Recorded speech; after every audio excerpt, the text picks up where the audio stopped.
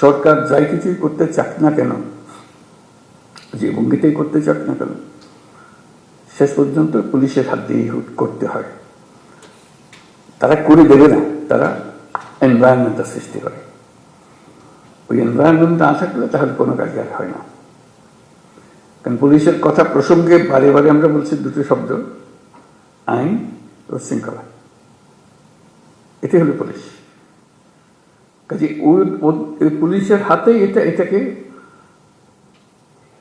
Execute করা, এটাকে এই পরিবেশ সৃষ্টি করা, আইনের পরিবেশ সৃষ্টি করা। আইন যদি না থাকলো তাহলে সরকারও কি, গণতন্ত্র কি, অধিকার কি, মানুষ নাগরিকদের কি, কিছুই থাকে না। কাজে এটাই ছিল মূল জিনিস, যে আমরা পুলিশকে অবহেলা করে কিংবা পাশ কাটিয়ে গিয়ে দেশ করতে পারবো না। তারাই সম্মুখ সারির মানুষ। তারা ক্ষেত্র প্রস্তুত করলে তখন বাকি জিনিসগুলো হয়, তখন বীজ লাগানো হয়, চারা লাগানো যায়, সবকিছু হয়। আইন না থাকলে, শৃঙ্খলা না থাকলে যত বড় বড় চিন্তাই হোক, যত টাকাই ঢালুন, কোনো কাজে আসবে না। কিন্তু সেই জন্যই পুলিশের গুরুত্বটা মনে মনে খুব অনুভব করছিলাম, যে একবার বসি, নিজেদের মধ্যে একটা আলাপ আলোচনা করি, কি করা যায়, কিভাবে অগ্রসর হব। আজকে তোমাদের তরফ থেকে কথাগুলো শুনে খুব খারাপ লাগলো, যে এই অবস্থার মধ্যে তোমাদেরকে কাজ করতে আমরা ঠেলে দিয়েছি, যে করো। কাজ করার তো একটা পরিবেশ লাগে, সহযোগিতা লাগে, সামর্থ্য লাগে। সেটা ছাড়া, এই ঢাল তলোয়ার ছাড়া আমরা যুদ্ধক্ষেত্রে পাঠিয়ে দিয়েছি যে লড়াই হোক। সেই জিনিসটা আমি অবশ্যই পরপরই এটা নিয়ে বৈঠক করবো, সমাধান করতে পারবো যাই না, কোনো জিনিস সমাধান করতে বড় কঠিন জিনিস হয়ে যায়, কিন্তু চেষ্টা করবো যে কি করা যায়।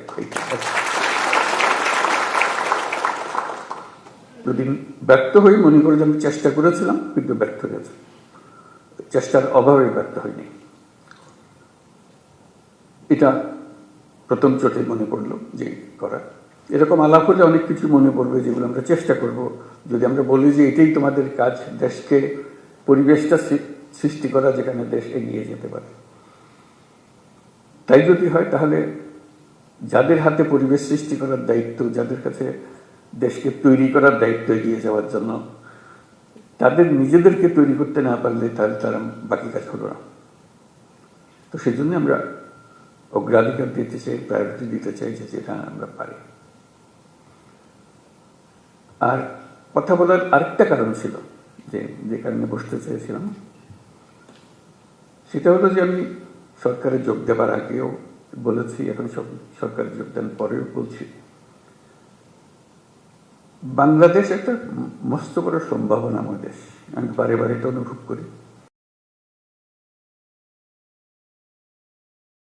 Are you living in the UK but looking to buy, sell, rent, or manage property in Bangladesh? Introducing Cube Estate, your trusted real estate partner. Our services: guaranteed rental service. Earn a steady income by renting out your property hassle-free. 0% commission property management. Professional and reliable management without any extra charges. Property buying and selling. Secure transactions and the best market prices. Why choose Cube Estate? Transparent and reliable services, hassle-free property management, trusted by clients in the UK and Bangladesh. Contact us today. Let Cube Estate handle your property needs while you enjoy peace of mind. Cube Estate, turning your property goals into reality.